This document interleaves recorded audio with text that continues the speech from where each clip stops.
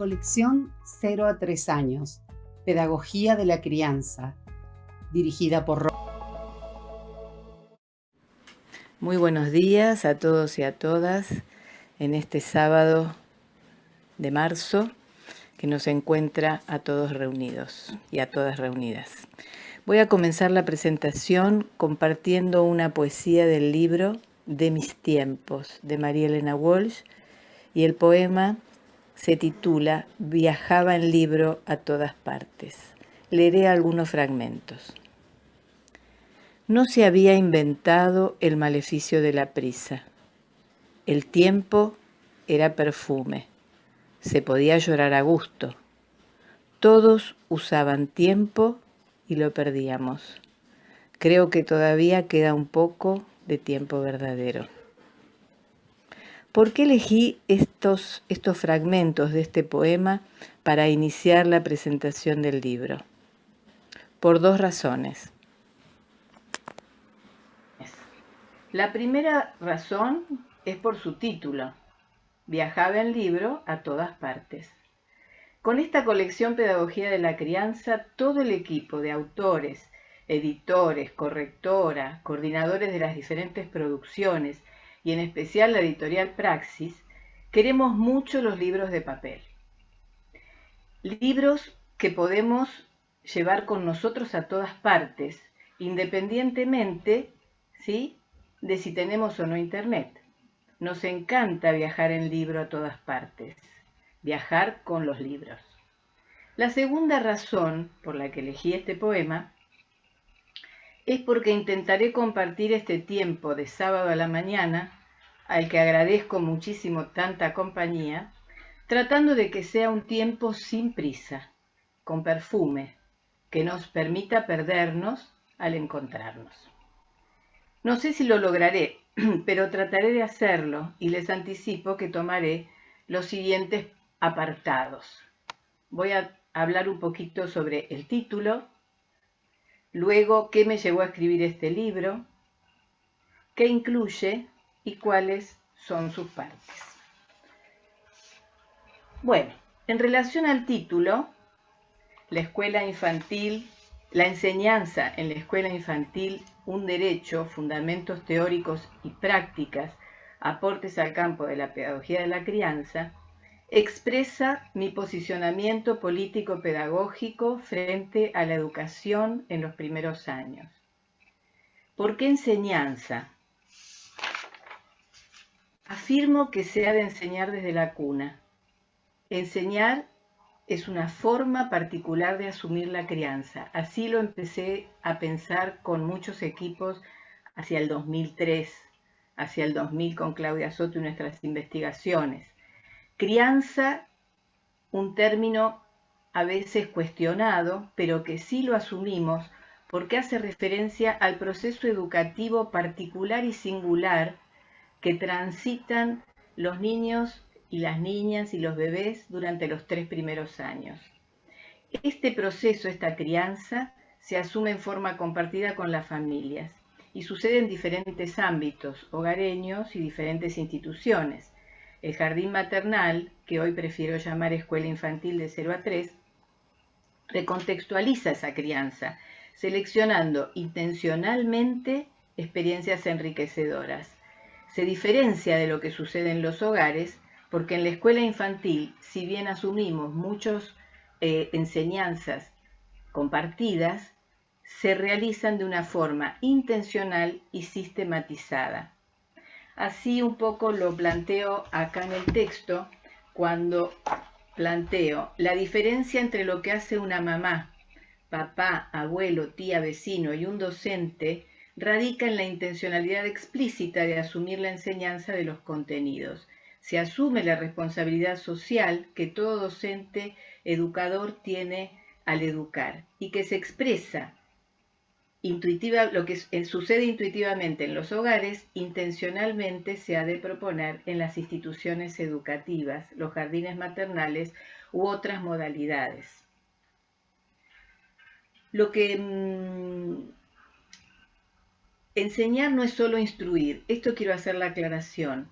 en situaciones clásicas escolares, donde los niños de iguales edades, todos juntos al mismo tiempo, realizan o participan de la misma actividad. Esta concepción de enseñanza hay que ampliarla y desarmarla. Por eso defiendo la enseñanza con una definición propia y específica, tal como lo necesitan los niños pequeños, proceso en el que participan adultos y niños en una empresa conjunta, donde los adultos tendemos puentes, donde se da un proceso importante de andamiaje. La defiendo desde que era maestra y desde que era profesora, formadora de docentes, en los momentos históricos donde todo estaba centrado en el aprendizaje. Y yo me preguntaba, ¿y nuestras acciones? ¿Qué nombre le ponemos a nuestras acciones? ¿Acompañar el aprendizaje no es enseñanza? Sí. Entonces definamos enseñanza y asumamos ese papel. Por eso defiendo la enseñanza y por eso hay una parte del texto que se llama Elogio a la enseñanza. Y además incluye una presentación que hice en el 2019 en OMEP, que justamente le doy la palabra a la enseñanza y es un elogio a esa, digamos, tarea que nos compromete como docentes y como ciudadanos. Entonces sigo sosteniendo, ¿no es cierto?, que esa enseñanza necesita una definición particular y todo el libro está organizado y digamos, entramado alrededor de la enseñanza, ¿no es cierto? Sigo sosteniendo, como lo formulé en el 2001, que enseñar es dar conocimiento y afecto, confianza, calidez, ternura, cuidado. Es acunar desde los primeros años, con brazos firmes pero abiertos, que ofrezcan seguridad y posibilidad de autonomía. Es alertar sobre los peligros, es mostrar el mundo y cómo andar en él. Es saber retirarse cuando el bebé y el niño manifiestan que pueden resolver por sí solos. Por esto es andamiaje.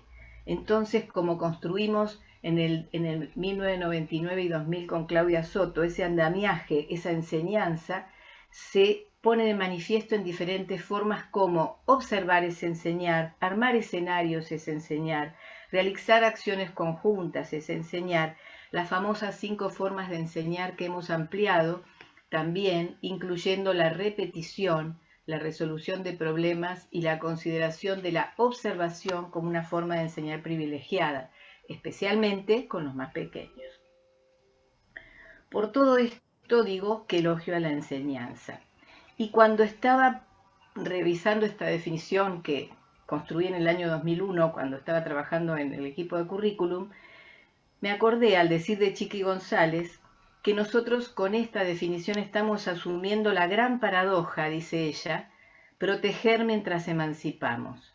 Y dice que es la gran paradoja cuando pensamos en nuestras infancias y que es la gran paradoja de atender cuando se piensan las políticas públicas. Proteger mientras emancipamos. Palabras que escuché últimamente en Chiqui González que me parecieron realmente muy representativas de los desafíos que tenemos que asumir entre todos. Entonces, la enseñanza. ¿Qué enseñamos? Si se enseñan, se enseñan contenidos. Y acá nuestro maestro Carlos Cullen lo dice muy clarito cuando afirma que en la escuela se socializa a través de la enseñanza de conocimientos.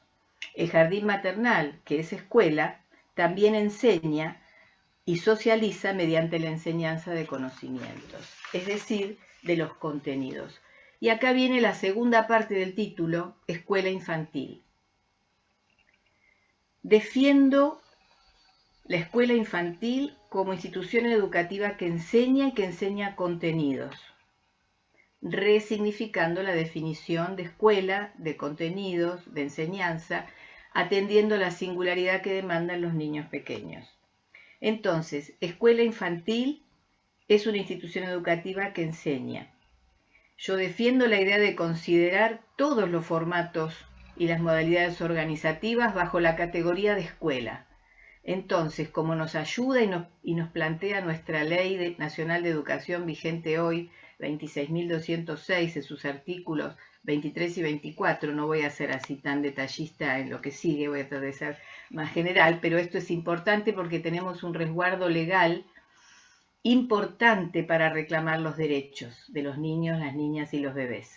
Esta ley plantea que todas las modalidades organizativas, centro de desarrollo infantil, de dependencias múltiples, dependiendo de obras sociales, dependiendo del Ministerio de Educación, dependiendo del Ministerio de Bienestar Social, es decir, tenemos una realidad muy compleja y muy diversa, pero todas esas instituciones que existen porque responden a necesidades de las comunidades, ¿sí? Todas para mí tienen que estar bajo la categoría escuela infantil. Como pusimos en los famosos pilares que escribimos con Claudia Soto en el 2011, escuela porque se enseña, como nos enseñó Eve San Martín, e infantil porque esa escuela asume formas específicas que responden a lo que necesitan los niños pequeños. Nos queda una deuda. ¿Por qué hablamos de escuela infantil y no de jardín maternal? Jardín maternal es una forma de escuela infantil, pero hoy también, como dicen muchas colegas, como ha planteado Primavera Bajarlía y últimamente también lo ha planteado Elizabeth Marota en una de sus conferencias, tenemos que ponernos a revisar esta nominación maternal, lo maternal a la luz de las nuevas parentalidades, lo maternal desde la perspectiva nueva de género.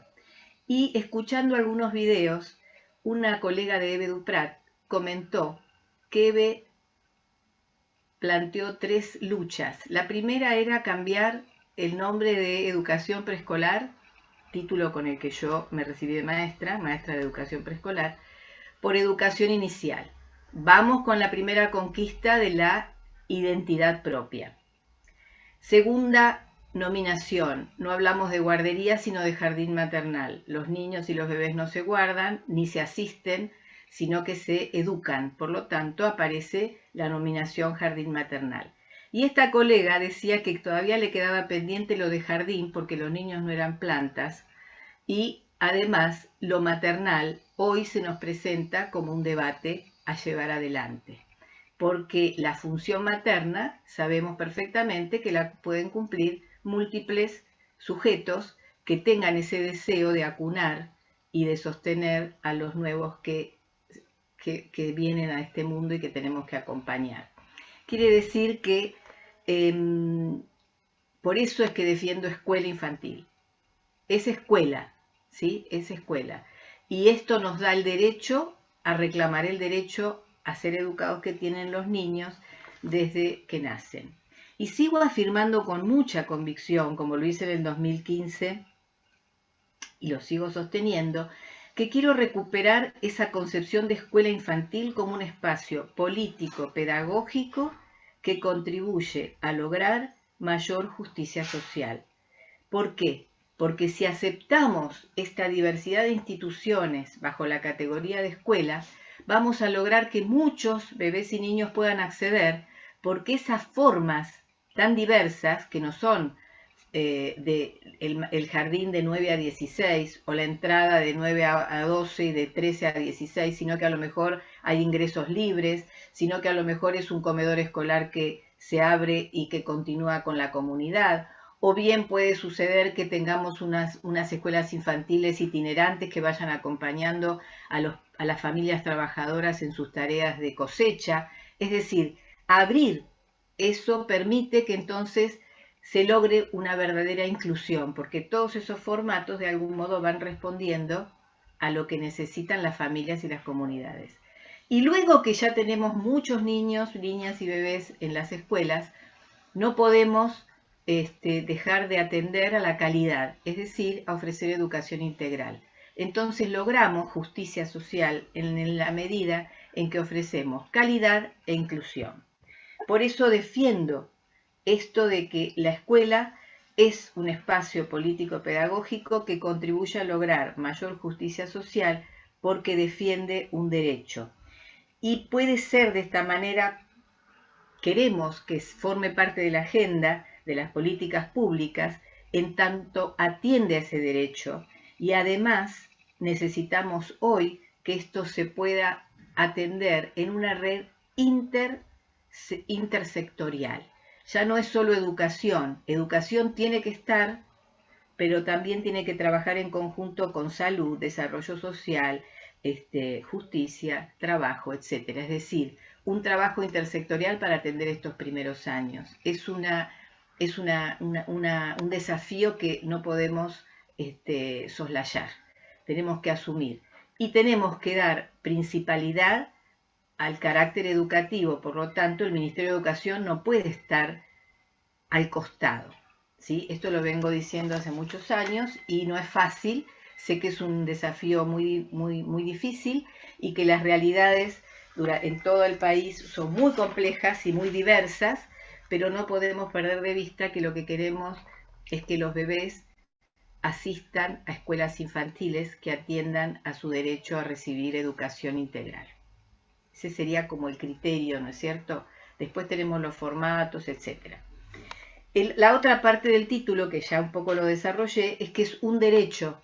Pongo mucho énfasis en las formas de lograr que ese derecho se concretice, porque es el desafío que vengo llevando adelante hace 40 años, tratando de que todos los niños pequeños asistan a lugares protegidos, a lugares donde realmente reciben lo que les corresponde como derecho y ciudadanos desde que nacen. La otra parte del título dice prácticas y teorizaciones. Las relaciones entre nuestros haceres y nuestros pensamientos, nuestras teorizaciones, es el gran desafío que cotidianamente se nos presenta a todos y a todas. Es una preocupación que me acompañó siempre desde que era maestra y se me enfatizó muchísimo cuando era maestra de maestras, porque la responsabilidad era doble.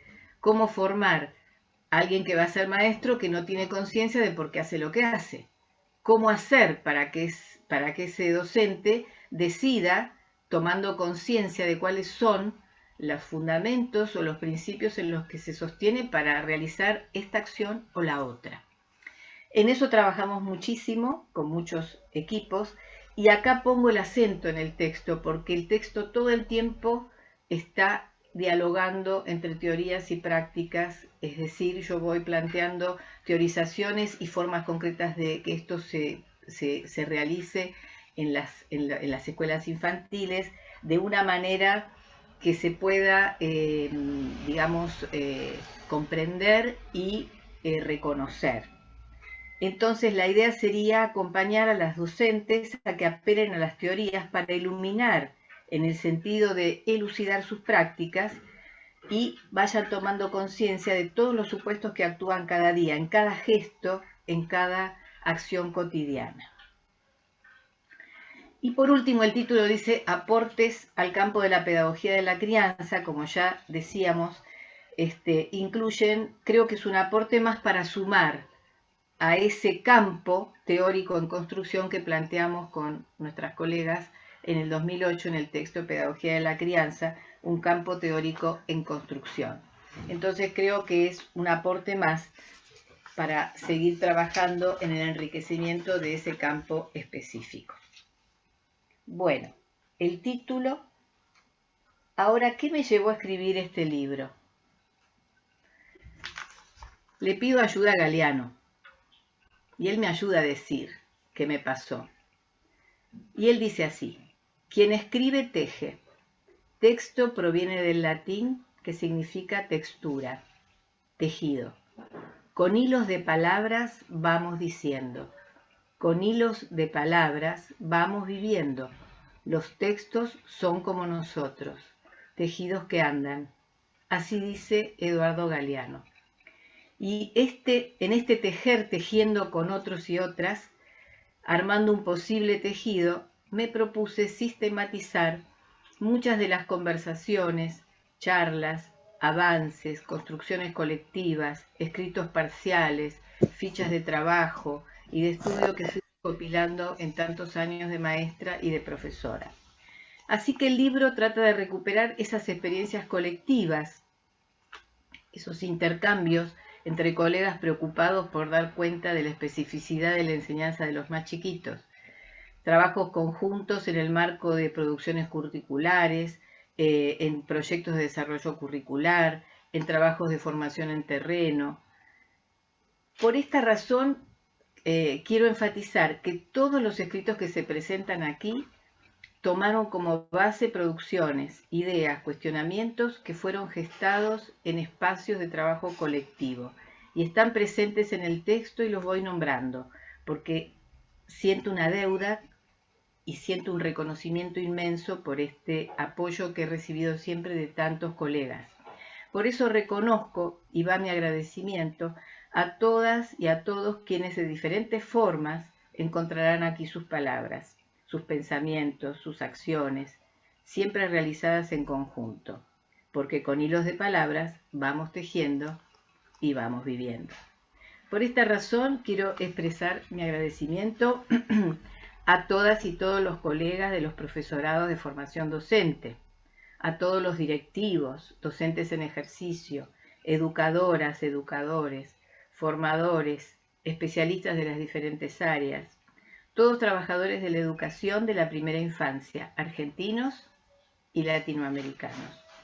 Porque en todas las conversaciones presenciales y virtuales que hemos compartido, no dejo de reconocer cada uno de sus aportes. También a los estudiantes del profesorado Eccleston, del Normal número 1, de la Universidad UNSAM, de la Universidad Nacional Santiago del Estero, de la UBA, porque todos sus planteos e interrogantes y los problemas que me iban planteando me llevaron a la necesidad de ir argumentando más, pensando más, ordenando mejor. Entonces, a todos estos colegas va mi agradecimiento y todos se encontrarán allí conversando conmigo, como así también agradezco a los que me acompañaron este año pasado en escribirlo y a la editorial y todo su equipo de correctores editores que me han ayudado a concretar esto en un año de pandemia tan difícil. Eso fue lo que me llevó a escribir el libro, es decir, transmitir y compartir ideas y acciones concretas para que estén dispuestas para seguir debatiendo, ¿sí? Es decir, la idea es que son producciones históricas, contextualizadas, que ya a medida que se van leyendo ya se van transformando, ¿no es cierto? Y hasta ahora llegamos a esto y cuanto más organizado esté, más rico para poder ser insumo para seguir debatiendo en equipo. De esta manera vamos compartiendo y de esta manera vamos ampliando las conversaciones. Bueno, el tercer punto que pensé es que incluye este libro. Este libro incluye debates en torno a la educación de la primera infancia, que recuperan parte de todas nuestras preocupaciones, argumentaciones ya conocidas, otras nuevas, muchas revisadas, otras ampliadas, contribuyendo a la concreción del derecho de los más pequeños a la educación. También incluye avances en teorizaciones hacia el abordaje de la especificidad propia y necesaria acerca de cómo enseñar a los niños pequeños. Algunos principios para pensar la acción, poner sobre la mesa lo que vamos pensando. También incluye prácticas, ejemplos de propuestas, en breves relatos de posibilidades de hacer acción lo que se va enunciando teóricamente.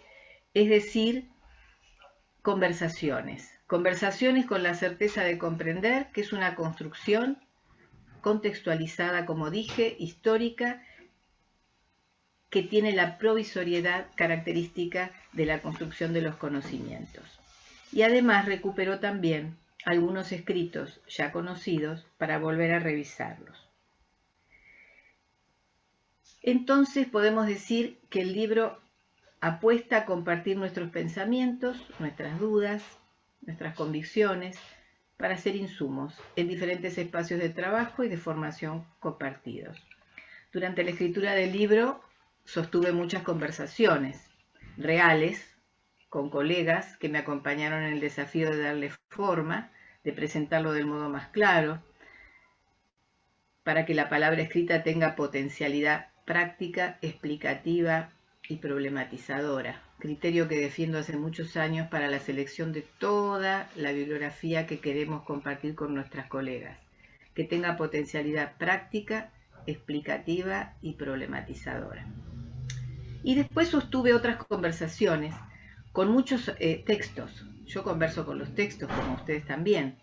Entonces, estuve conversando con autores de textos entrañables, con los que siempre dialogo imaginariamente una y otra vez durante toda mi trayectoria docente, y con la que sigo interactuando cada vez que me pregunto cómo enseñar a los más pequeños. Me acompañaron los textos de San Martín de Duprat, de Lidia Bosch, en lo referido a educación inicial. También estuve conversando con los colegas especialistas en la formación docente, como Gloria Edelstein, Cristina Davini, Edith Lidwin, Alicia Camiglioni, maestras que en los años 97 al 2000, cuando yo estudiaba en la universidad, me marcaron senderos complejos y fértiles acerca de las corrientes contemporáneas de la didáctica. Y allí pude nutrirme de complejos y de palabras y de textos que me permitieron una reflexión compartida muy potentes para mi recorrido, especialmente como formadora de maestras. Parte de estas reflexiones están presentes en el libro. Y entonces traté de presentar el contenido de un modo de compartir esas argumentaciones, ensayos, certezas situadas, provisorias. Por ejemplo, me dediqué mucho a argumentar la didáctica específica, la didáctica de la primera infancia, específica y necesaria, la pedagogía propia argentina en nuestro país. No quiero pedagogías importadas. Tenemos mucha construcción desde los años 60, ¿sí? Inmensas, que fueron pioneros en toda Latinoamérica y las tenemos que recuperar y poner en valor. De eso me ocupo. También de analizar qué pasa con la pedagogía del cuidado y las relaciones entre el cuidado y la enseñanza, que creo que tenemos que atender con cuidado esta pedagogía del cuidado, en el sentido de cuáles pueden llegar a ser algunas de las implicancias, ¿no es cierto?, políticas y digamos, de propuestas concretas a la hora de pensar qué ofrecemos. Y por eso también me dedico mucho en el texto, voy y vuelvo desde diferentes perspectivas en relación a lo que sería la escuela infantil. Este sería lo que el libro incluye. Entonces son debates, argumentaciones, teorizaciones, principios para pensar la acción, conversaciones, prácticas, ejemplos, tutti frutti, como digo yo, de todo un poco, dialogando, conversando, conversaciones con textos que escribí en el año 1999 y que los releí, me parece que todavía son vigentes, entonces los puse ahí como estaban, ¿no es cierto?, para volver a mirarlos, porque quizás son cortitos y sirven para determinadas situaciones de debate o de formación en las instituciones. Y para ir cerrando, les voy a contar cuáles son las partes. Para eso voy a compartir pantalla, a ver si el anfitrión me autoriza a compartir pantalla.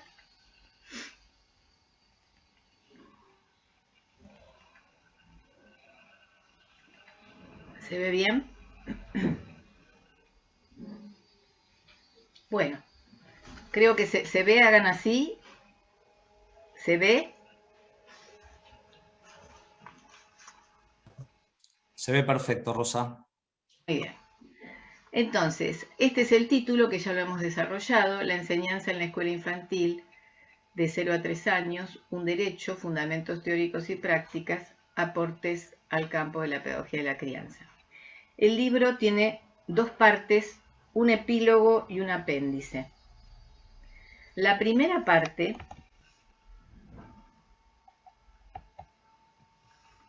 que se llama Organizadores de la Enseñanza y Educación Integral, se dedica especialmente a desarrollar esta categoría que fue construida especialmente en el marco de la producción del diseño curricular de Río Negro, que también agradezco a todo el equipo. Elvira Pastorino estaba junto conmigo en la parte de asesoramiento en la parte didáctica, retomé todas estas conceptualizaciones, las amplié en sus argumentaciones y toda esta primera parte son 4 capítulos que profundizan en este aspecto y además incluí un anexo en el capítulo 1 donde hago un poco de historia y voy contando cómo es que fuimos construyendo esta conceptualización de organizadores de la enseñanza y por qué hoy afirmo organizadores de la enseñanza y no configuraciones didácticas, aunque los organizadores de la enseñanza tienen configuraciones didácticas. En este análisis y profundización fuimos trabajando en este aspecto. Entonces el capítulo 1 caracteriza a los organizadores de la enseñanza como categoría específica de la didáctica de la primera infancia y inauguro didáctica de la primera infancia como nominación más amplia que didáctica de la educación inicial, en el sentido de que está centrada en los sujetos a quienes va dirigida la educación. El capítulo 2 toma las diferentes dimensiones de los organizadores de la enseñanza, contenidos, espacio, tiempo y agrupamientos, y desarrolla cada uno. En el capítulo 3 voy trabajando algunos entramados y relaciones dentro de los organizadores de la enseñanza, como las formas de enseñar, las relaciones entre los contenidos y las formas de enseñar, qué pasa con la actividad comunidad de análisis y de acción, qué pasa con las consignas, los diferentes grados de direccionalidad externa, actividades dirigidas, actividades más libres, qué pasa con ese tipo de cuestiones. El capítulo 4 cierra caracterizando cada uno de los organizadores de la enseñanza, que recupero los planteados con el equipo de currículum de Río Negro, es decir, juego, experiencia estética, ambiente, vida cotidiana y multitarea, cada uno caracterizado, y cierro con reflexiones acerca de la planificación de los organizadores de la enseñanza, su puesta en marcha y evaluación. ¿Cómo pienso que tenemos que planificar? ¿Dónde tenemos que poner el acento cuando planificamos? Esa sería toda la primera parte, ¿no es cierto?, del texto. Y lo que hilvana todos los capítulos es la enseñanza, su reconocimiento como actividad central de la escuela infantil. Por esta razón, todos los capítulos conversan con ella. Agradezco a Pichi Rayen que nos ha autorizado a compartir estas fotografías, y la primera es de la Escuela Infantil de Cava del año 2013, una experiencia de práctica que llevamos adelante desde el Instituto de Eccleston. Acá tenemos un maestro jardinero, ¿no es cierto? La segunda parte, elogio a la enseñanza, también de Pichi Rayen, una imagen que me conmueve, en el sentido de que ahí estamos enseñando a mirar, ¿sí? Elogio a la enseñanza. Esta segunda parte, elogio a la enseñanza, incluye 3 capítulos. El primero es un capítulo bastante conocido, que lo recupero y lo vuelvo a traer. Es la argumentación para sostener por qué escuelas infantiles en sentido amplio. Escuelas infantiles y los diferentes modos de ser y hacer escuela infantil, con las diferentes modalidades. Un poco lo que expliqué cuando expliqué el título. El capítulo siguiente se llama Acerca del cuidado en la enseñanza. Asumo la perspectiva de Selmanovich, que comparto profundamente, y es analizar las relaciones entre cuidado y enseñanza y apostar al cuidado en la enseñanza. Entonces voy haciendo toda una serie de ensayos y argumentaciones de diferentes perspectivas, apelando a diferentes aportes de muchos autores actuales, colegas que desarrollan de manera muy completa y muy clara. Entonces los traigo y los comento y los comparto con ustedes, terminando con los debates y claves alrededor de por qué pensar el derecho a la educación desde la cuna en términos de debates y claves. Y ahí recupero el planteo que presenté en el año 2007 en OMEP, que se llamaba Debates y claves para la educación en los primeros años, que son las 4 famosas preguntas que voy recuperando siempre, que quién se tiene que acercar, qué dependencia o quiénes tienen que asumir la responsabilidad principal de la educación en los primeros años, qué ministerios, qué organismos, qué comunidades, qué grupos. Segunda pregunta, qué tipo de instituciones. Tercera pregunta, quiénes tienen que estar a cargo, qué formación tienen que tener. Y por último, qué se enseña en el jardín maternal, escuela infantil de 0 a 3. Y el último capítulo de la segunda parte se llama Enseñanza y didáctica de la primera infancia, y ahí planteo y hago todo un análisis de las relaciones entre didáctica, pedagogía, didáctica de la primera infancia, pedagogía de la crianza y pedagogía infantil. Es decir, hago todo un ensayo que comparto con ustedes para seguir pensando, porque este es un campo teórico en construcción, nuevo, que tenemos que sumarle aportes para justificar su identidad propia, su necesariedad y su especificidad. Por último, un epílogo, ventanas, ¿sí? Ventanas, puentes y ventanas son las metáforas que utilizo cuando hago la presentación del elogio a la enseñanza, que es una presentación que hice en el año 2019 en la UMED, en un congreso, y así es que tal como lo presenté en ese momento, le doy la palabra a la enseñanza metafóricamente, y la enseñanza habla y nos dice lo que piensa. Entonces, eso lo planteo como epílogo. Y por último, esta es una ventana hermosa del tríptico de la infancia de Rosario. Y por último, un apéndice donde hay publicaciones viejas, pero vigentes, sobre temas de pedagogía de la crianza. Por eso lo llamé algunos antecedentes, ¿sí? Que es recuperar la historia para seguir pensando hacia el futuro. Digamos, defender algunos principios que ya venimos sosteniendo desde hace más de 30 años, las ideas que venimos defendiendo entre tantos y que nos han enseñado a defender nuestras maestras y maestros, y ahora tenemos que seguirlas. Acá incluyo mi primer escrito, que me animé a escribir en el año 1993, cuando era profesora del taller de jardín maternal, se llama Acuname, y ahí cuento cómo les enseñaba a las futuras docentes a organizar la enseñanza con los más chiquitos. Y al releerlo vi que había cosas que podían ser potentes y que todavía podían ser útiles. Y así como está lo dejé. Lo mismo incluí una presentación muy cortita donde empecé a argumentar por qué la pedagogía de la crianza en el 2005 en un congreso. Siempre cuando nos convocan a un congreso, a una charla, a un conversatorio, es una oportunidad muy interesante para avanzar, porque tenemos la obligación de ser claros y de organizar lo que estamos pensando, y eso nos permite construir teoría. Por eso siempre defiendo que los maestros, esta vez me tocó a mí, los maestros también tienen la palabra, y si hacen el esfuerzo de escribir sus prácticas, nos van aportando teorizaciones que enriquecen el campo de la pedagogía de la crianza y de la didáctica de la primera infancia. Y también, bueno, la presentación de debates y claves. Con esto cierro entonces cuáles son las partes que incluye el texto.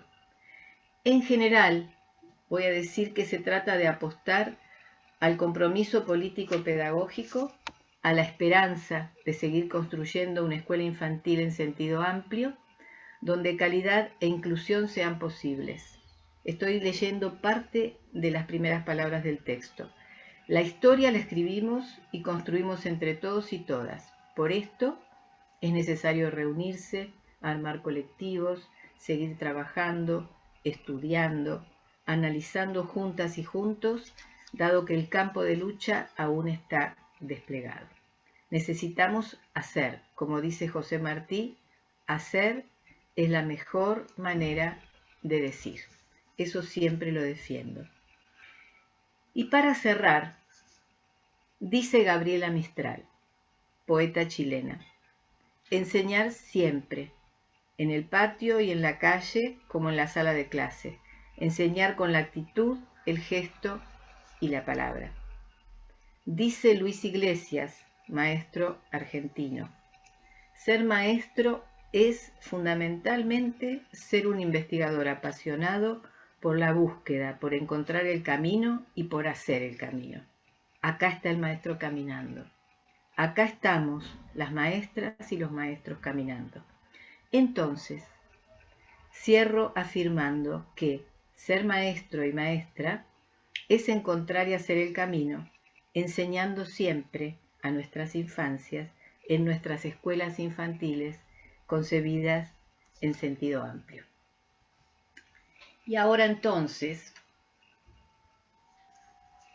abro la conversación para que ustedes puedan hacer preguntas o las hayan puesto en el chat si quieren que amplíe alguna cuestión de lo que he presentado. Pero antes de empezar a conversar, tenemos algo para compartir. Tenemos una sorpresa, un tiempo de fiesta, como nos gusta decir a nosotros, ¿no es cierto? Con todo el equipo de investigación que hemos trabajado tomando las palabras de Gadamer para hablar de la enseñanza de los lenguajes artístico-expresivos. Un tiempo de fiesta. Analía Calafato, colega querida y correctora de toda la colección, forma parte de nuestro equipo y nos va a preparar un regalo. Nos preparó un regalo, un tiempo de fiesta, que la verdad no sé de qué se trata porque es un regalo también para mí. Así que ahora le voy a dar la palabra a Analía Calafato para que nos regale este tiempo de fiesta. Hola, buen día a todos y a todas. Para mí es un placer acompañar esta obra de mi querida Rosa con un cuento de Gustavo Roldán. A lo mejor está pensado para las infancias este cuento, pero a mí me parece que los cuentos no tienen por qué ser solamente para una edad en particular. La literatura no tiene una edad definida. Entonces, es por eso que yo les voy a contar este cuento de la lechuza que sabía razonar. Y dice así: dígame, dijo la urraca, doña Lechuza, ¿cómo será un elefante? Oh, y no sé, ¿qué le ha dado a todo por los elefantes? Dijo la lechuza. Y cualquiera se pone a opinar. Ya me enteré por ahí que hay un sapo que anda diciendo que él sabe cómo son los elefantes. ¿Y no sabe, doña Lechuza? Oh, ¿qué vas a ver? Eso, ¿no ve que eso es pura imaginación? Oh, ¿y usted sabe, doña Lechuza? Claro, yo sé muchas cosas y eso me autoriza a decir cómo es un elefante. Mire, amiga urraca, para que usted vea, se lo voy a dibujar. Entonces agarró un palito para dibujar en el suelo, como yo estoy haciendo ahora. Y les fue diciendo: mire, amiga urraca, lo fundamental es saber razonar. Esa es la fórmula. Razonar.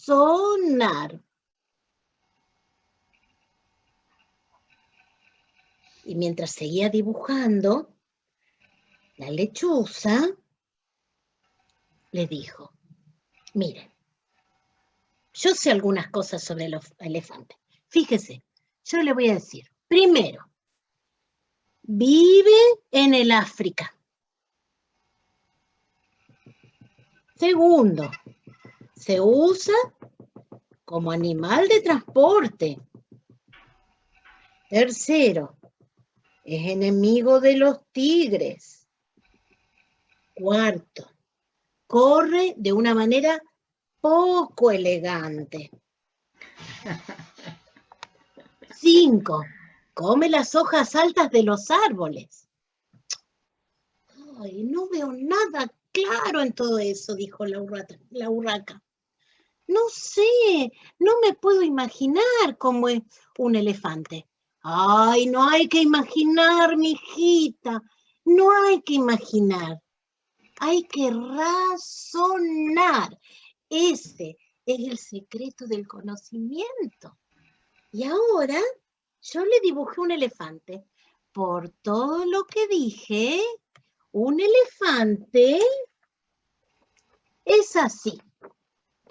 ¿Ustedes lo ven? ¿Lo ven al elefante? Sí, sí.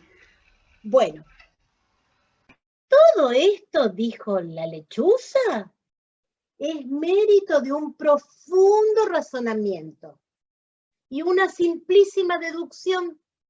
Yo, mijita, le di todos los elementos.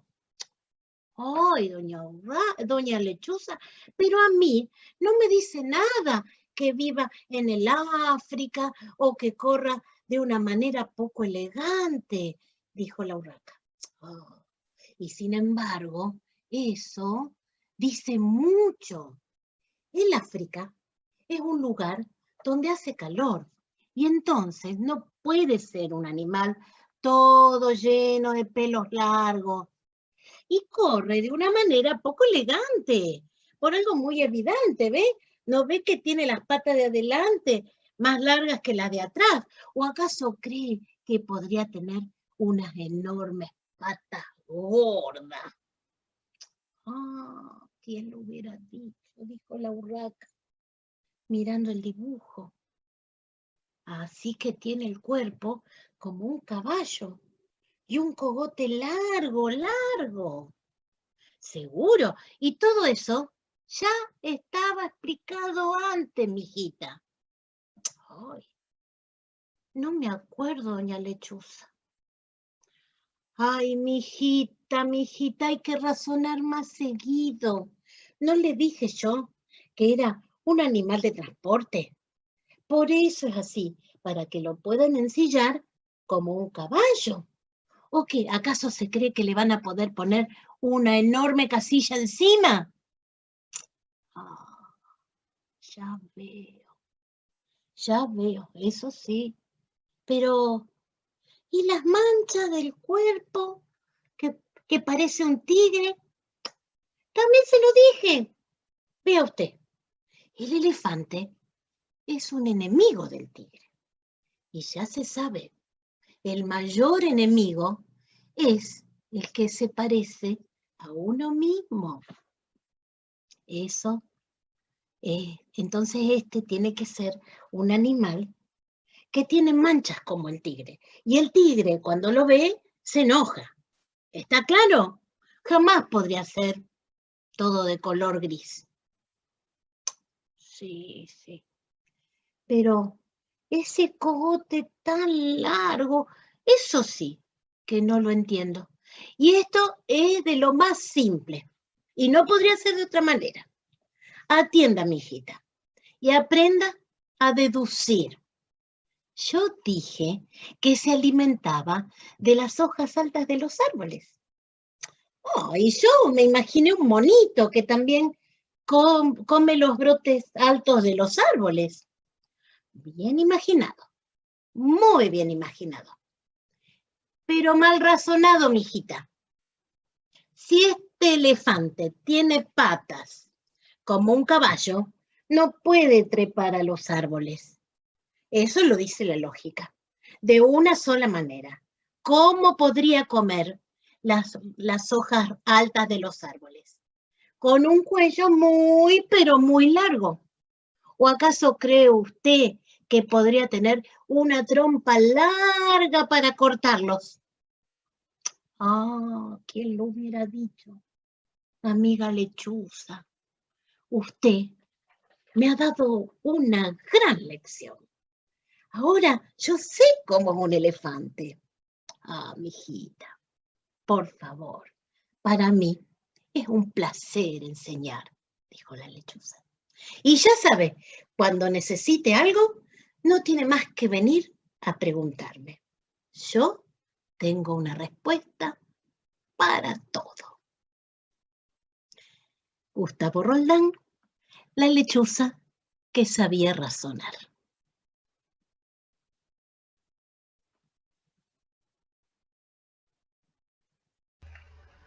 Muchas gracias, Analía, por este regalo y este momento tan lindo. Para mí es un placer, como diría la lechuza, compartir con ustedes esta argumentación maravillosa de Gustavo Roldán sobre la palabra y sobre lo que podemos conocer con el razonamiento o con la imaginación. Tal cual. Muy lindo, Analía, muy lindo. Gracias. A ustedes. Bueno, Rosa, si te parece bien, vamos a abrir voy a pedir que sea con mucho cuidado y mucho orden. Si alguien quiere hacer una pregunta, tratando de no sobreponerse uno con otro, no superponerse, perdón. Y si alguien quiere preguntarle algo a Rosa, aprovechar esta oportunidad. Como dijimos con Rosa, por ahí hay que tener cuidado que no se desorganice, pero nos parece mucho más cercano y mucho más lindo que puedan preguntar, que no sea solo por el chat, sino poder preguntarlo con la palabra. Así que si alguien quiere hacer una pregunta, se puede desmutear. Les pido sí, por favor, de a uno, el resto vayan estando muteados y pueden hacer una pregunta. ¿Te parece bien, Rosa? Sí, me parece genial. Abrimos al mini conversatorio.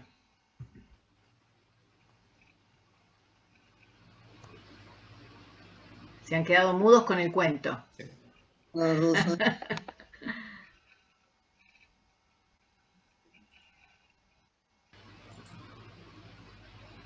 Aquí había mandado por chat Rosa, una docente de Entre Ríos, comenta que se ha retomado la tarea escolar y el ciclo lectivo con un formato bimodal alternando la presencialidad y la virtualidad, pero solo para salas de 4 y 5. ¿Qué opinas al respecto con el tema de maternal? Bueno, es muy complejo el tema actual en todos los contextos. Primera cuestión, creo que tomo las palabras bueno, no me sale el nombre ahora de la viceministra que ahora es asesora, donde ella plantea, Adriana Puigros, plantea que la última palabra la tienen las autoridades sanitarias y que de alguna manera ella prefiere que dediquemos el tiempo a mejorar y sostener algunos formatos virtuales hasta tanto tengamos la certeza de estar vacunados y tener las condiciones necesarias para cuidarnos, ¿no es cierto?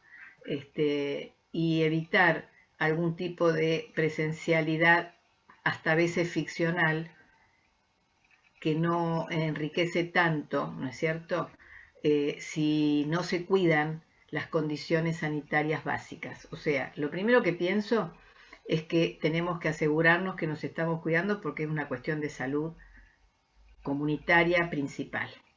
Entonces, como las realidades son múltiples y muy diversas, no puedo dar una opinión generalizada porque según las escuelas, según las condiciones de higiene, según las posibilidades que tengan, podrán tener una presencialidad cuidada o quizá no tengan las condiciones. En esos casos es preferible esperar un poquito más. Me parece que en cada contexto se van construyendo alternativas.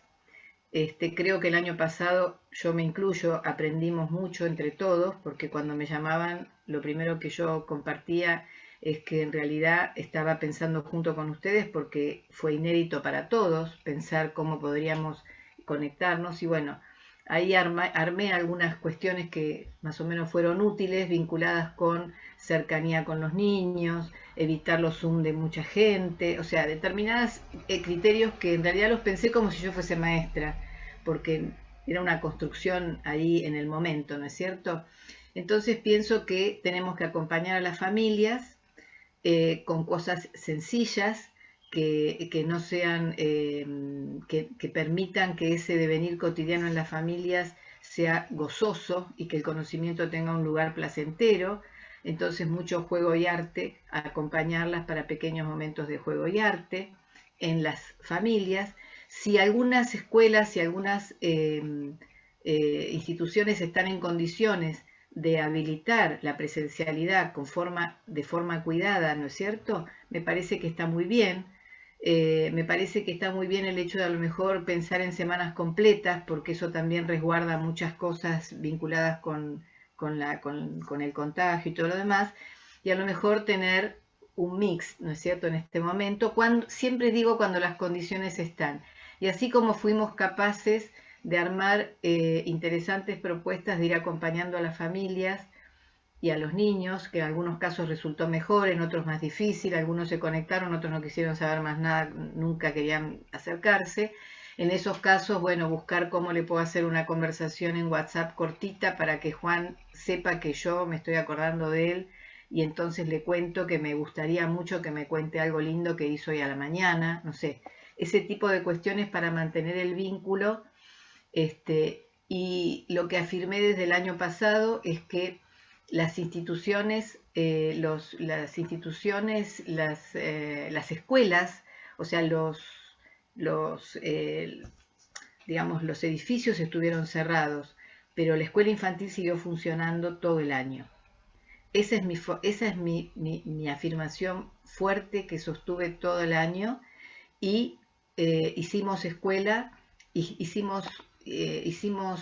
construimos otras formas de hacer escuela infantil, que fuimos construyendo también contextualizada en cada situación, con un compromiso enorme por parte de todos los docentes. Nos queda, creo, la deuda infinita, que no sé si vamos a poder avanzar en eso, que es llegar a todos y a todas, porque sabemos que hay muchas, que esto ha como agudizado, ¿no es cierto?, las desigualdades, y que de alguna manera hay muchos niños que han quedado sin poder acceder a muchas cosas. Bueno, ahí está la posibilidad de inventar, ¿no es cierto?, como todos estamos reinventando nuestras vidas porque estamos viviendo de una manera que no habíamos imaginado nunca, también tenemos que inventar otras formas, pero siempre, yo digo, sosteniendo estos principios que conté que están en el libro. Es decir, queremos hacer educación integral, queremos respetar los tiempos de los niños, queremos ofrecer espacios enriquecedores para construir y para... Entonces, no tengo respuestas únicas, sino que pienso que tenemos que apelar a las teorizaciones para tener criterios, para tomar decisiones contextualizadas en equipo, con otros, debatir y ver qué es lo mejor en cada situación. No sé si respondí. Supongo que sí. Gracias, Rosa. Otra pregunta. Bueno, Mariana levantó la mano, Mariana Gamba Echaniz, no sé si quiere hablar. Mientras tanto te leo. Lucía pregunta, ¿podrías darnos tu punto de vista frente al fortalecimiento de vínculos desde la gestación? Yo digo, tiene mucho que ver, Rosa, un placer escucharte, yo soy de Moreno, y respecto a lo que decías recién, yo soy directora de 2 instituciones de jardín infantes, y cuando hablabas de las salas, o sea, de los 3 años, y hablabas de esta vinculación y de volver en forma organizada, bueno, un poco se contestó lo que habíamos pensado con las docentes, de volver primero con unas pequeñas vinculaciones con las salas de estrés, y después sí volver una semana lo más rápido de lo que se pueda dentro de la organización institucional. Así que esa era mi duda, y con lo que dijiste es como que digo, bueno, por ahí va la cosa, ¿no? Porque siempre uno le da mucha prioridad y sabemos cómo es esto de las salas de 4 y de 5, y yo siempre pienso de que qué bueno que esas familias se preocupan por mandarlos a los chicos de la sala de 3, y me preocupo mucho por tratar de darles ese espacio. Entonces me quedo mucho más tranquila, y bueno, un placer escucharte, Rosa, gracias. No, al contrario. Bueno, la pregunta tenía que ver con los vínculos. Bueno, pienso que el desafío, nosotros asumimos el derecho desde la cuna, pero los programas atienden muchas veces, y estoy de acuerdo, a las mamás embarazadas. Creo que por eso hablé de intersectorialidad, ¿no es cierto? Acá salud, educación, justicia, bienestar social tienen que trabajar para cuidar y dar un bienvenir a todos los nuevos integrantes de esta sociedad. Entonces creo que desde que acompañar a esa mamá generando una tranquilidad y un bienestar, ese bebé va a llegar mejor a su momento de nacer, ¿no es cierto? Pienso que esas son parte de la agenda de las políticas públicas que nos debemos también en el país.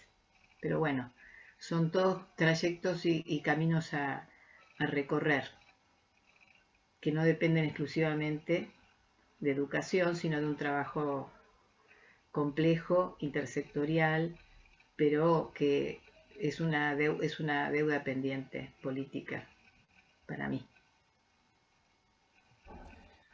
Buenos días. Rosa, perdón. Hola, sí, Perdón. buenos días. Perdón. No, quisiera aprovechar esta oportunidad para agradecerle a la señora Rosa Violante, permitirnos también a nosotros formar parte de esta presentación de un libro tan interesante. Es nuestra referente pedagógica, soy docente recibida en la Universidad Nacional del Nordeste. Con orgullo veo a mi profesora María Luisa García Martel por ahí sentada también formando parte de esta charla, a quien le mando un beso. Y bueno, comentarles que también nosotros dentro de la institución hacemos lectura de muchos de los libros de la señora Rosa Violante, y hablando un poco de integración y de discapacidad, contarles que nosotros dentro de nuestra institución, un jardín público acá de la ciudad de Resistencia, tiene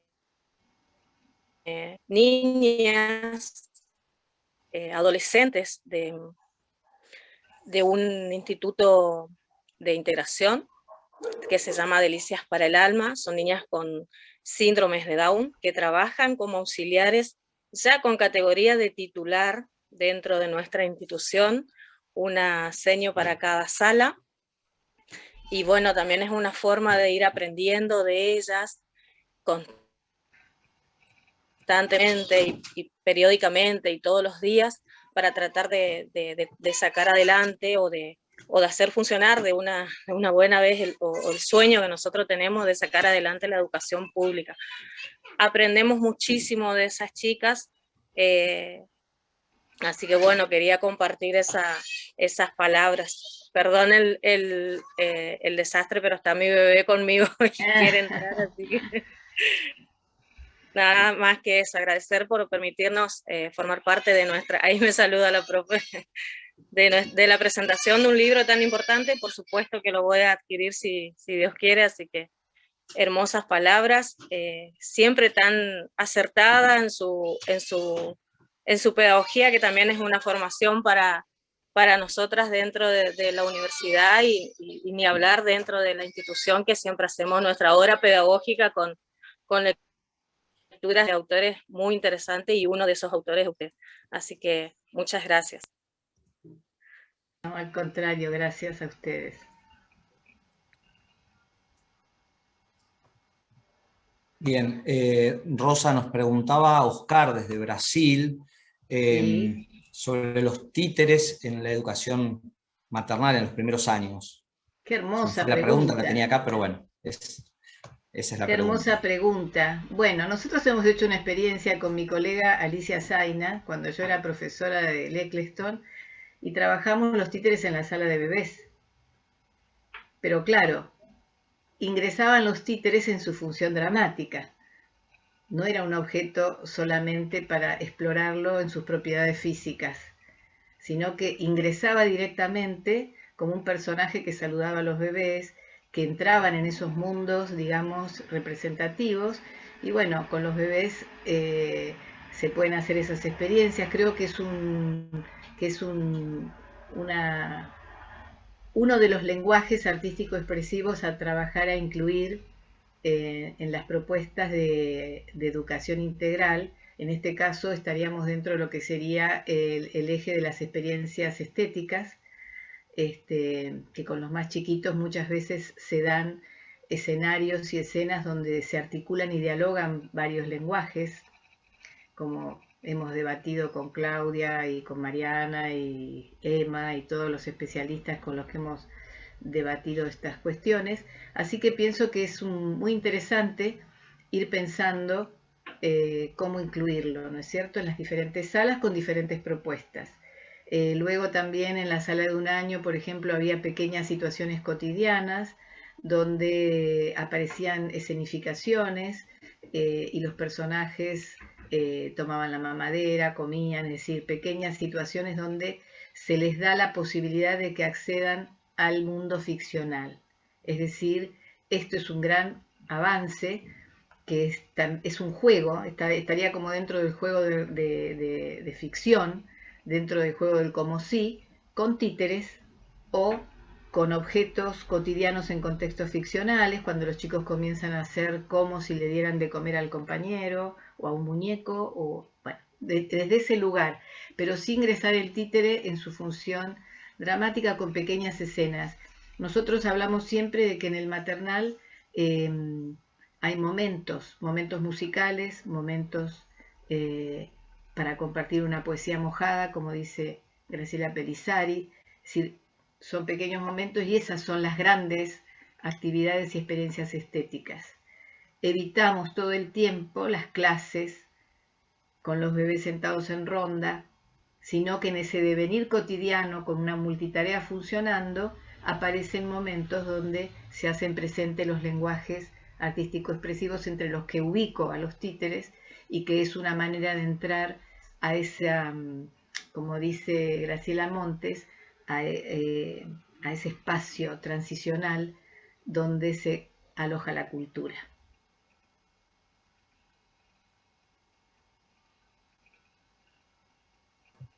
Muy bien, no sé, Rosa. Oscar, si querés preguntar algo Perdón. más, Oscar, un gusto, ¿eh? Pero tenés silenciado el micrófono, Oscar. No te escucho porque ahora sí. ¿Me escuchas ahora?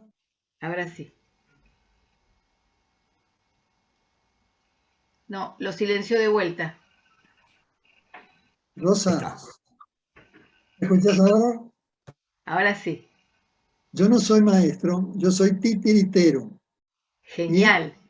Y estoy en permanente contacto con Viviana Rogozinski, que debes conocer. Sí, somos colegas, querida, del UNSAM.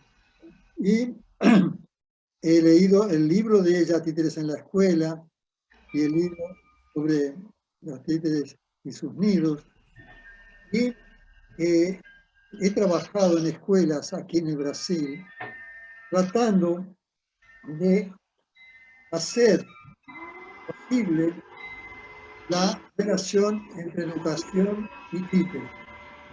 Si bien no es una aplicación a escuela infantil, sino que es ya un poco avanzada con alumnos de 13 años, hemos hecho un taller sobre ética y títeres, en los cuales los alumnos han desarrollado un guión, han hecho los títeres, han establecido, digamos, las escenas, y lo interesante de ese resultado es que los alumnos que venían durante todo el año a hacer los títeres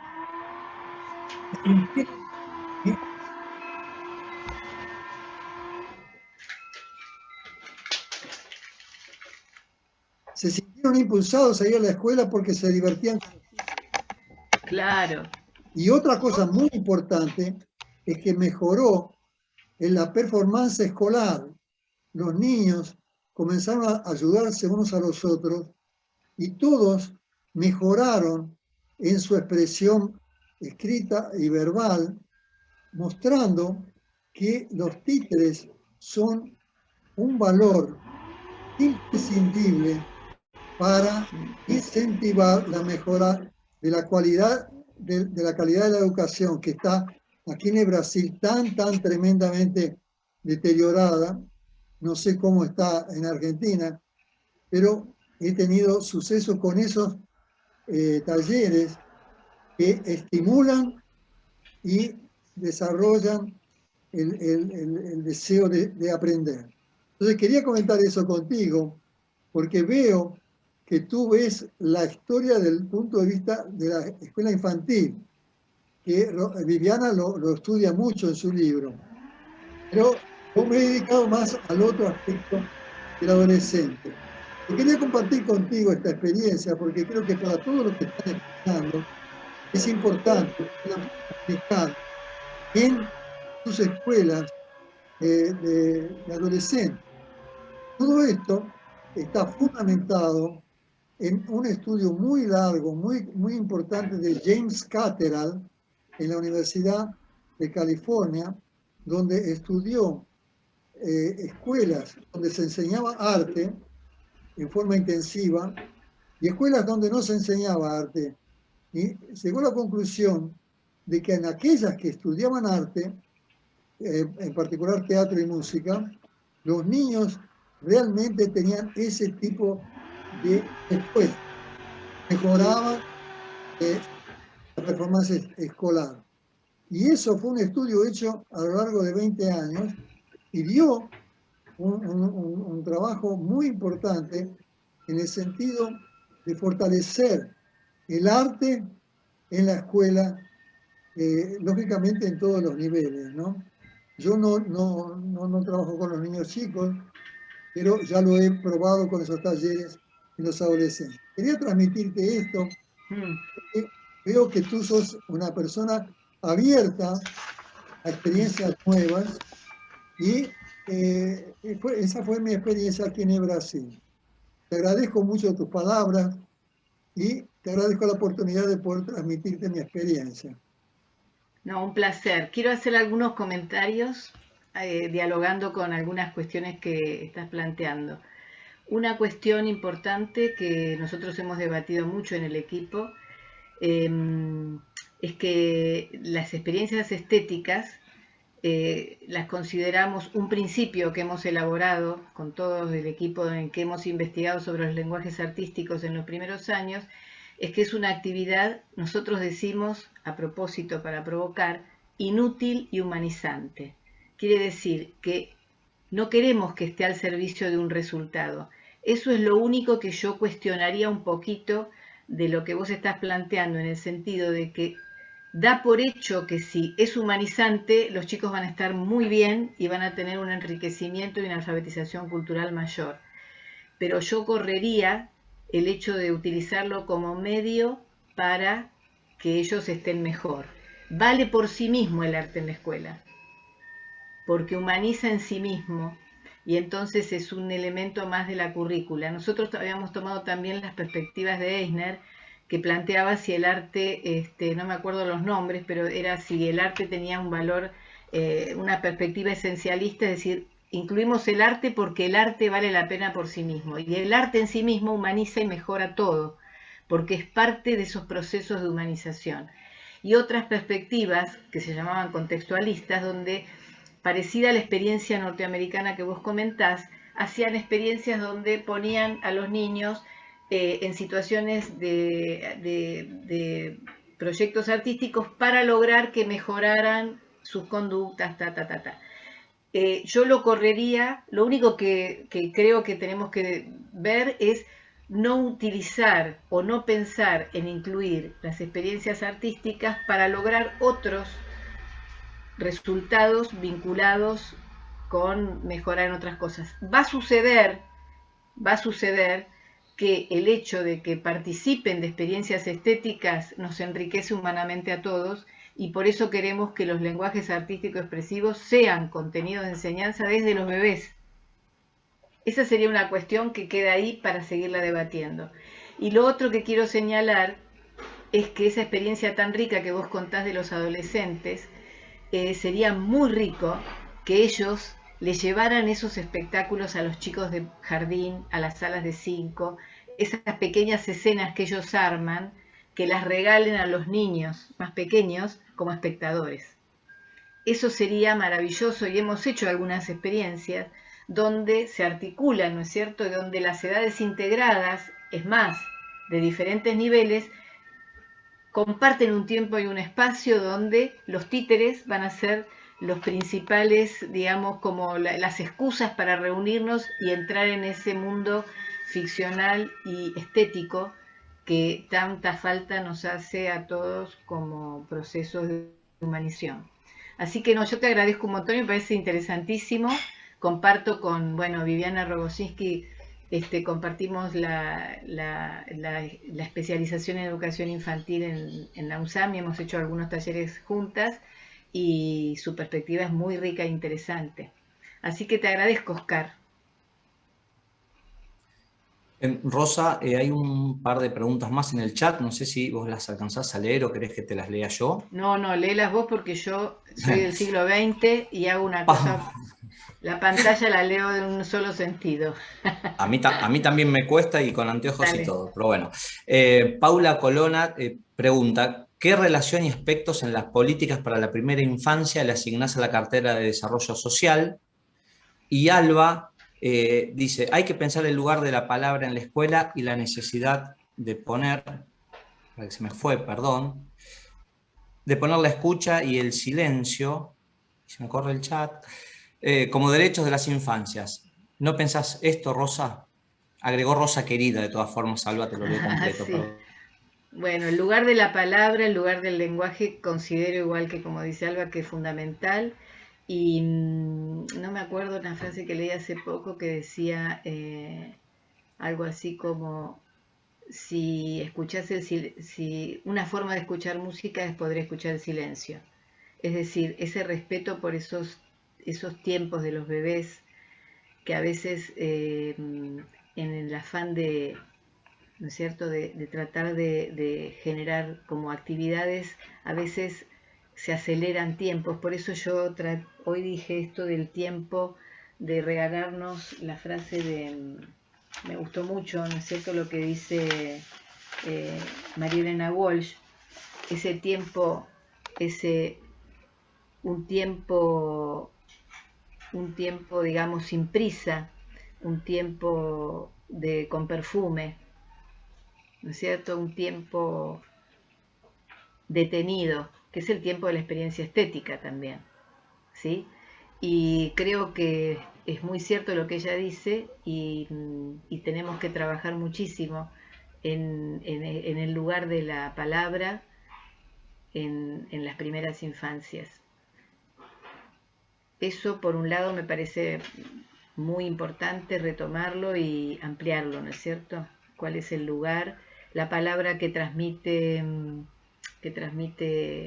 significaciones sociales, la palabra que acompaña en las realizaciones conjuntas que hacemos con los niños, pero una palabra respetuosa de los silencios de los más chiquitos, ¿sí? Escuchar los silencios, los gestos, es una conversación. Y tendríamos que ejercitarnos más en esa conversación que es gestual, que es más amplia, ¿no es cierto?, que nos enriquece y que nos permite acompañar a las infancias. Eso respecto a la segunda. La primera me la tenés que repetir porque me la perdí. Está silenciado. Les pido un segundo porque se va corriendo el chat. Y ¿Cuál era el lugar de la cartera de bienestar social? Sí. A ver. Pero para leerte la textual, la quiero encontrar. Un segundito, perdón. Bueno, se me fue muchísimo. A ver, dame un segundo. O si ¿Qué relación, acá la estoy leyendo, qué relación y aspectos en las políticas para la primera infancia le asignás a la cartera de bienestar social? Bueno, yo creo que tenemos que hacer un análisis a lo largo de toda la historia y tenemos que priorizar el lugar del Ministerio de Educación, que es lo que defendí toda mi vida, y en realidad siempre quien se hace cargo es bienestar social. Bienestar social tiene su parte, pero bienestar social no puede hacerse cargo de todo y del carácter educativo, cuando a veces lo hace muy bien también. Es decir, pasa que las realidades y las personas comprometidas a veces resuelven, ¿no es cierto?, Desarrollo social es diferente a bienestar social. Comparto un interrogante. ¿Es preciso un capítulo aparte para pensar los niños con discapacidad? Bueno, acá están apareciendo muchísimos temas muy complejos que no se pueden contestar cortito, ¿no es cierto? Con respecto a desarrollo social, como bien me están planteando, lo que considero es que es un sector fundamental que tiene que trabajar en forma coordinada con los otros sectores. Por eso planteé una política intersectorial. Pero creo que la palabra, la coordinación, digamos, y el timón, siempre yo pensé que lo tiene que llevar educación, en el sentido de que lo que tenemos que garantizar es el acceso a la educación, porque muchas veces se resuelve la atención solo con asistir a algunas cuestiones básicas, que eso ya lo hemos trabajado hace como 30 años cuando hicieron una investigación Alicia Aracaki acá en Capital, y ellas armaron el concepto de asistencial, ¿no es cierto? Que había muchas instituciones que cumplían solo una función asistencial.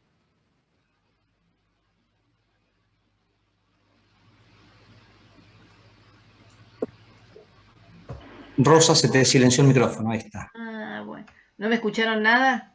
Sí, en los últimos 2 segundos nomás.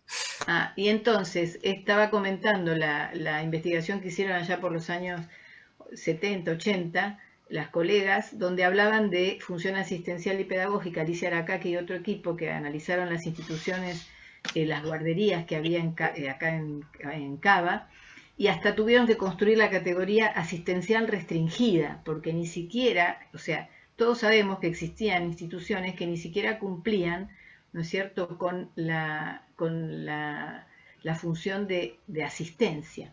Entonces, para poder educar, necesitamos que estén presentes el Ministerio de Educación, con docentes, con educadores, con diferentes perfiles, que tengan formaciones específicas, pero sí necesitamos formaciones específicas porque tenemos que atender a los niños pequeños que reclaman una especificidad muy particular.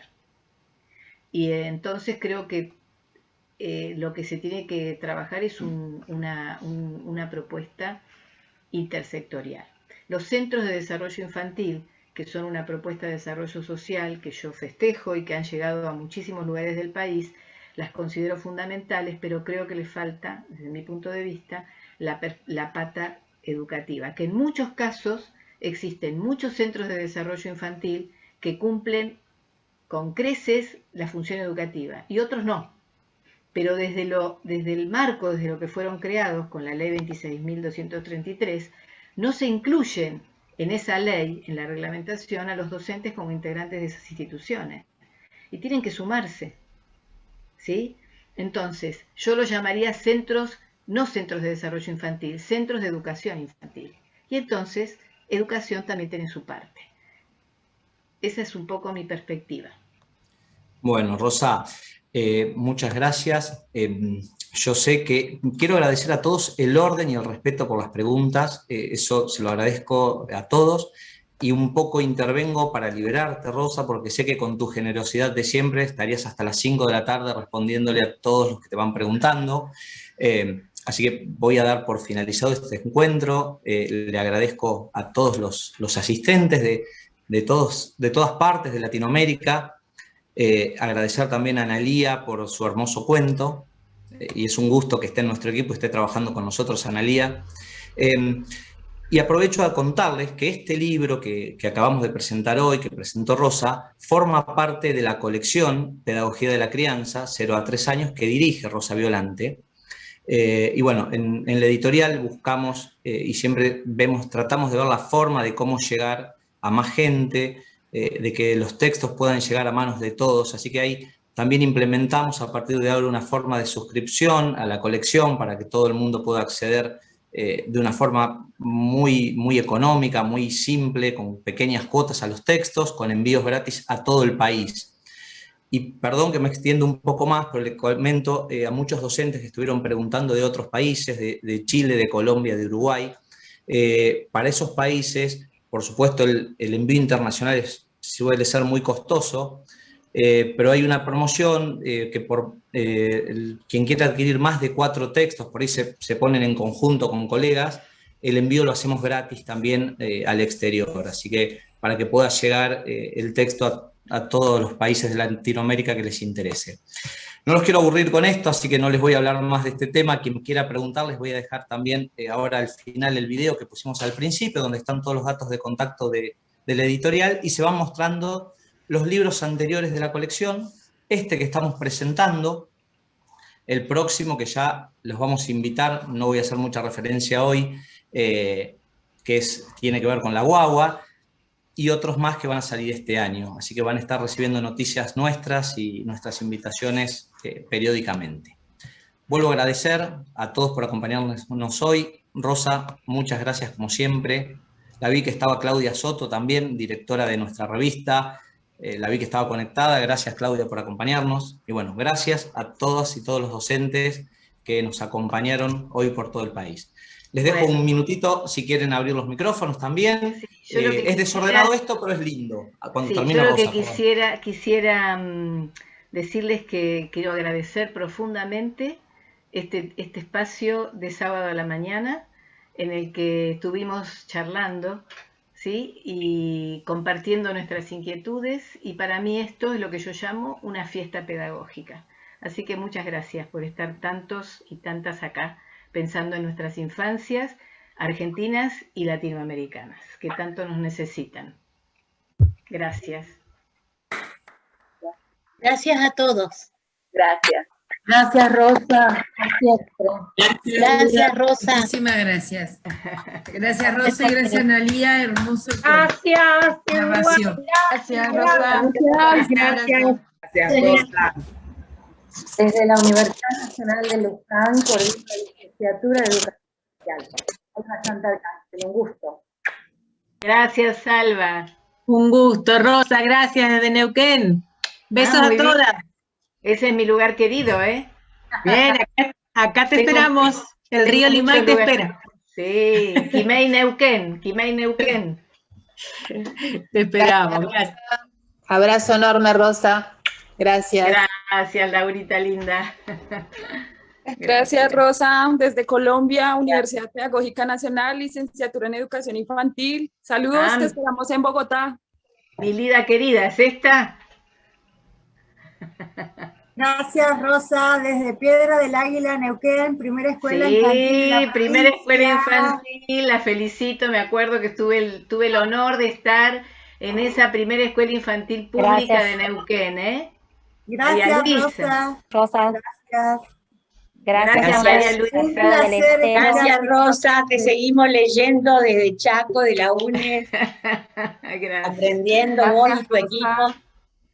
Te seguimos nosotros desde Goya, de Hispano. Y cuando puedas, ya sabes que están las puertas abiertas. Sí, Florencia, ahí estamos. Eso que trabajamos mucho, juntas. Muy lindo.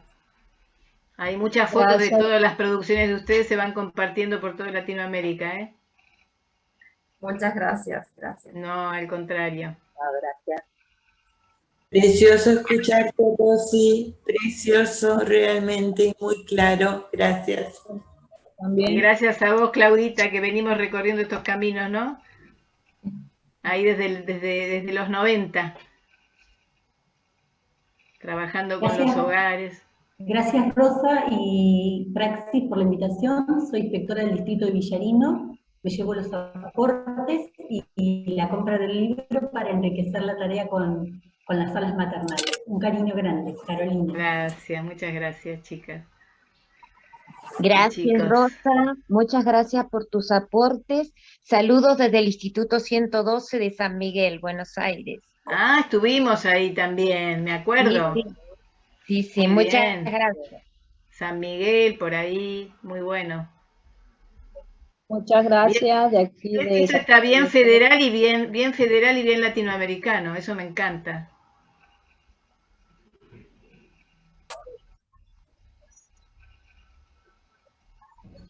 Gracias, Rosa, desde Los Toldos, provincia de Buenos Aires. Decime, Los Toldos. Decime, sí. Los Toldos. ¿Vos viajaste conmigo a Cuba? No, fue Lía Sánchez. Ah, porque yo sé que estuve con una colega en Cuba de Los Toldos que nos trajo de todo. Sí. Qué bueno. Bueno, ahí estamos. Dale saludos. Bueno, yo le mando saludos y en primer lugar quería agradecerte porque, bueno, yo te sigo desde hace mucho tiempo y soy directora de un jardín de infantes que tiene 4 salas y empezamos la semana pasada con todas. La verdad que nos sorprendió porque sin papás y preparamos escenarios en diferentes espacios. Pero seguramente es ahora. Gracias. Sí. Unimed aquí está cerrado. Así que a la par hay una verdulería. Ah, sí, están por comprar la comida para el almuerzo ahí por ahí, me encanta. Ahí golpea. Al liberal es difícil. Seguramente ya la voy a decir mi hermana. No, está bien. Dale. Se ve que Marina está preparando el almuerzo, nos podría invitar, estaría buenísimo, Eso. ¿no? ¿Qué dicen? Qué bueno. Ahí nos están saludando desde Nicaragua también, muchas gracias por acompañarnos. Bueno, voy a silenciar los micrófonos porque si no ya es un lío, muy lindo este momento. Les vuelvo a recordar, estamos en la editorial a disposición, hoy vamos a estar todo el día respondiendo sus consultas por mail y por teléfono. Hay mucho interés en el libro, les agradezco mucho. Así que bueno, acá va el equipo de la editorial, Alejandra, Francesca, Bruno, vamos a estar todos, y yo también, Roberto, vamos a estar respondiendo sus inquietudes y lo que necesiten. Ahora también voy a dejar al final el videíto que pusimos al principio, Rosa, con la colección, así están los contactos de la editorial. Chau, bueno, Eugenia Valente, nos vemos pronto. Que ahí te Hasta veo. Luego. Eugenia Valente, que ahí te veo, tanto trabajo juntas, lo vas a ver ahí en el libro algo, ¿eh? Sí, gracias Rosa por el saludo y gracias por todo lo que dijiste y por todo lo que haces. No, al contrario, ahí trabajamos juntas, también en Bariloche. Sí. Muy bueno. Pero es muy lindo trabajar en Bariloche porque ves el Nahuel Huapi mientras trabajás.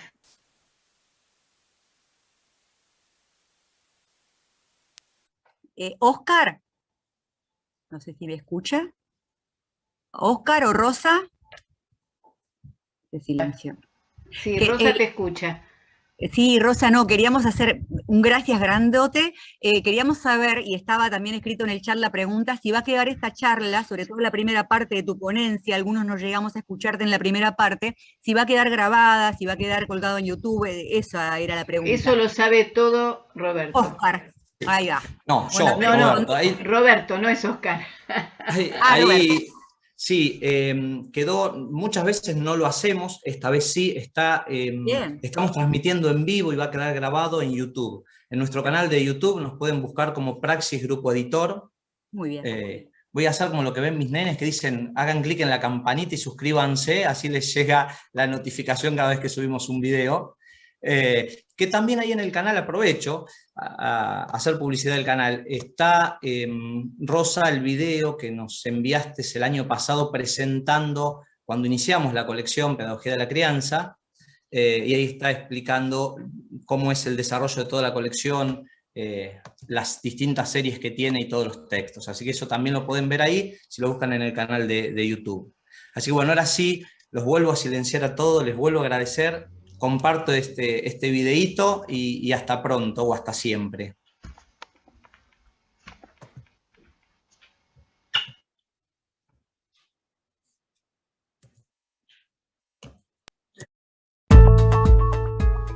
Colección 0 a 3 años. Pedagogía de la Crianza. Dirigida por